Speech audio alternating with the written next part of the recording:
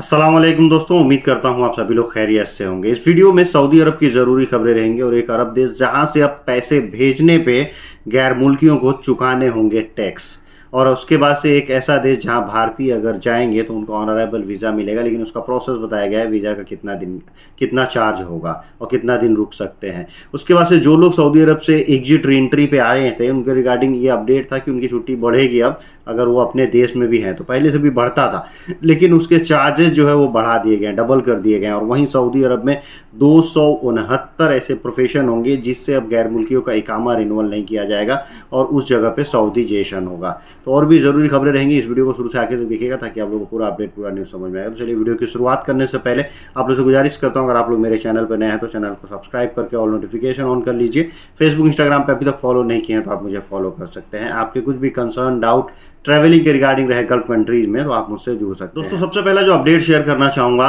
वो एग्जिट और re entry के रिगार्डिंग है। एग्जिट री एंट्री तो बढ़ाया जा सकता है, गैर मुल्की अपने देश में रहें तभी भी 1 महीना, 2 महीना या 6 महीने तक लिए बढ़ाया जा सकता है, लेकिन उसके चार्जेस जो है वो डबल कर दिए गए हैं। अब कहीं ना कहीं जो है लोगों को जो है एक तरह से आप कह सकते हैं कि सऊदी का खजाना खाली है, कई कई हथगंडे अपनाए जा रहे हैं भरने के लिए, वो चीज़ें हो रही हैं। वैसे ही ये सहूलियत तो दी गई है लेकिन इसके एवज में पैसे जो है डबल लिए जाएंगे। 1 महीने का बढ़ाने के लिए 100 रियाल लगता था, उसका 200 रियाल हो गया है। 2 महीने के लिए 200 रियाल लगता था, वो 400 रियाल हो गया है। 3 महीने का 600 रियाल हो गया है और 800 रियाल तक 4 महीने का हो गया, मतलब उसको डबल कर दिया गया है टोटल। और ये एग्जिट एंट्री आप बढ़ा तो सकते हैं लेकिन आसान नहीं है, बढ़ाने के लिए पेमेंट देना होगा। यहीं अफसर से भी था ना कि अफसर से आप बढ़ा सकते हैं, अफसर से बढ़ाएंगे तो उसके ऊपर भी टैक्सेस लगते हैं। लाइक अगर 1 महीने का आप बढ़ाते हैं तो खाली 100 रियाल नहीं जाएगा, 103 रियाल और समथिंग जाएगा, मतलब 104 रियाल के करीब जाएगा टोटल पेमेंट। और वहीं आप मुकीम से अगर एक्सटेंड करते हैं तो कोई भी पैसा नहीं लगेगा। ये काफ़ी लोग एक्सटेंड करते हैं, छुट्टी बढ़ाते हैं तो ये उनको पेमेंट भरना होता है, तो वो लोग आपसे ही लेंगे, भैया हम आपकी छुट्टी बढ़ाए हैं इतना, अब आप दीजिए इसका पैसा। सऊदी अरब में 269 प्रोफेशंस पे जो है सऊदीजेशन किया जा रहा है और इसमें ज़्यादातर प्रोफेशन अकाउंट से रिलेटेड है, हॉस्पिटल जो होते हैं, मेडिकल स्टाफ उससे रिलेटेड है, इंजीनियरिंग से रिलेटेड है, चाहे जूनियर सीनियर हर जो इंजीनियरिंग लेवल के लोग हैं उसमें। इनकी सैलरी भी बढ़ाई गई है कि मिनिमम जो है इंजीनियर की सैलरी कितनी रहनी चाहिए।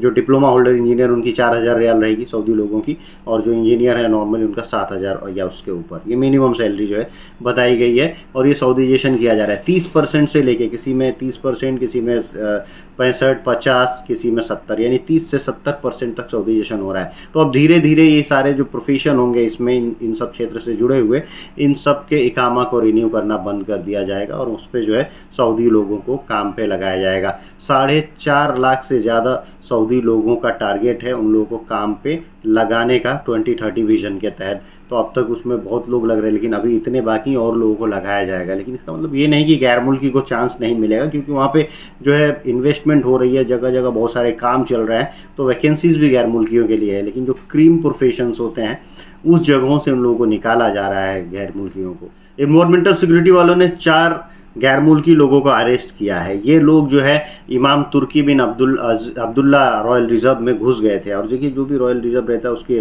चारों तरफ से कहीं कहीं बाउंड्री भी रहती है, उस बाउंड्री को काट के लोहे के तार से गेड़े रहते हैं, उसको जो है काट के अंदर प्रवेश किए, अंदर चले गए और वहाँ से जाके अल्फक्का जो एक फ्रूट होता है ज़मीन के अंदर, उसको ये लोग ढूंढ रहे थे। एक तो ये गैर मुल्की थे, ऊपर से जो है वायलेटर थे, इनके ऊपर वायलेशन के चार्जेस थे।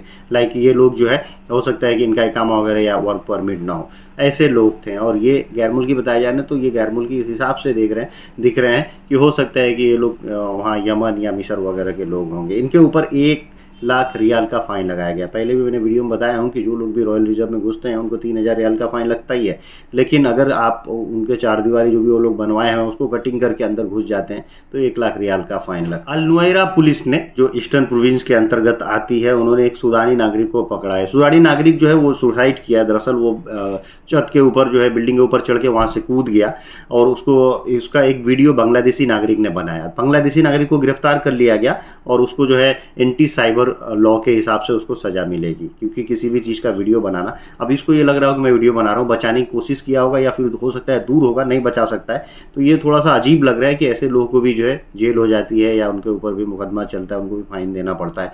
लेकिन ये सूडानी नागरिक किसी कारण की वजह से वहाँ से जंप किया, सुसाइड करने की कोशिश किया, इसको पुलिस ने वहाँ से उठाया, ले के हॉस्पिटल में भर्ती कराया।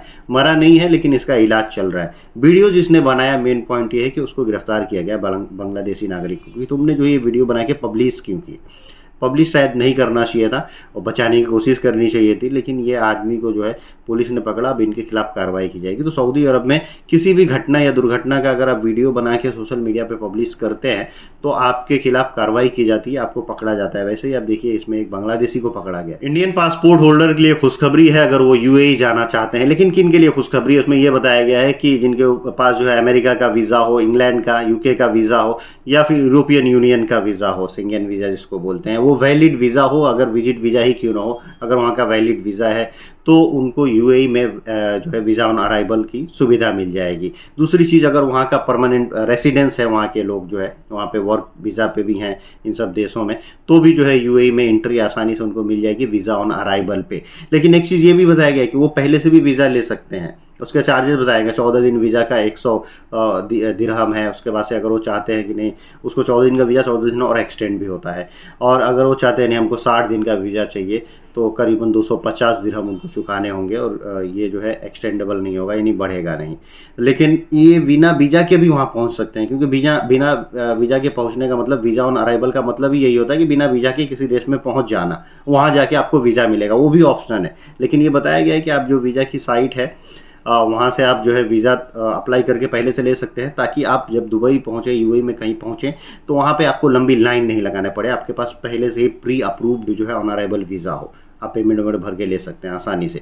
लेकिन अगर आप बिना वीज़ा के भी टिकट लेके रिटर्न पहुंच जाते हैं यूएई में, तो भी आपको जो है वहाँ एंट्री मिल जाएगी, वहाँ लाइन लगाना पड़ेगा। जो भी जितने दिन के लिए रुकना चाह रहे हैं, जितने दिन का वीज़ा लेना चाह रहे हैं, उसका पेमेंट भरिए, फिर उसके बाद से वीज़ा ऑन अराइवल का थप्पा लगेगा, आप चले जाइए। तो ये प्रोसेस है, काफ़ी अच्छी खबर है, लेकिन सबके लिए नहीं है। उम्मीद है कि आने वाले दिनों में सबके लिए हो जाए तो काफ़ी अच्छा है, क्योंकि दुबई ने अपने वीज़ा नियमों में काफ़ी बदलाव किया है और काफ़ी स्ट्रिक्ट भी कर दिया है। दोस्तों, वीडियो के आखिर में बात करते हैं एक ऐसा जीसीसी कंट्री, एक ऐसा गल्फ देश जहाँ पे बहुत ज़्यादा तादाद में इंडियन रहते हैं, लेकिन अब उनको वहाँ से अगर पैसे अपने देश भेजने होंगे तो उसमें 2% का टैक्स देना होगा। जितना भी पैसा भेजेंगे 2% गवर्नमेंट टैक्स लेगी। अब हो सकता है इनके खजाने खाली हो रहे तो भरने का ही चीज़ है, क्योंकि गल्फ कंट्रीज़ में लोग क्यों जाते हैं कि वहाँ पे टैक्स फ्री सब चीज़ें हैं, टैक्स लगता नहीं है। लेकिन बाद में वहाँ पे हर देश में जो है वैट आ गया, तो जो लोग बिजनेस करते हैं उनको वैट भी देना पड़ता है।